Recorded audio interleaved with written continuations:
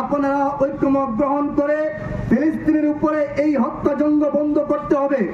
যদি সেই হত্যাযজ্ঞ বন্ধ না করা হয় তাহলে পৃথিবীর কোটি কোটি তাওহীদ জনতা একত্রিত হয়ে বিশ্বের বেঈমান মুসলমানদের বিরুদ্ধে কঠোর থেকে কঠোর জিহাদের প্রস্তুতি গ্রহণ করবে।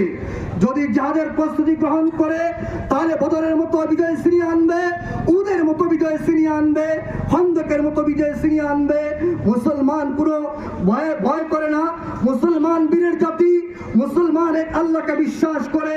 আমি বলতে চাই, ভারতের যে সমস্ত কাফির বেঈমানরা মুসলমানদেরকে হত্যা করতেছে, তাদের প্রতি জুলুম নির্যাতন করতেছে, আমরাও তাদেরকে জানাতে চাই, বিশেষ করে ভারতের কসাই মুদিকে জানাতে চাই, যদি ভারতের মুসলমানের উপরে নির্যাতন বন্ধ না করা হয় তাহলে আমরা প্রথমত 7 স্টারকে ঘাও করব, তখন আনবো বাংলার মানচিত্রে, সেটাকে আমরা সংযুক্ত করব।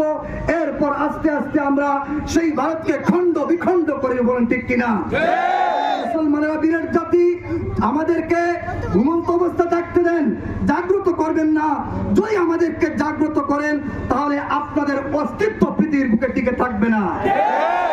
সংক্ষিপ্ত বক্তব্য এখানে সমাপ্ত করলাম। ওয়া আখিরু দাওয়ানা আলহামদুলিল্লাহ।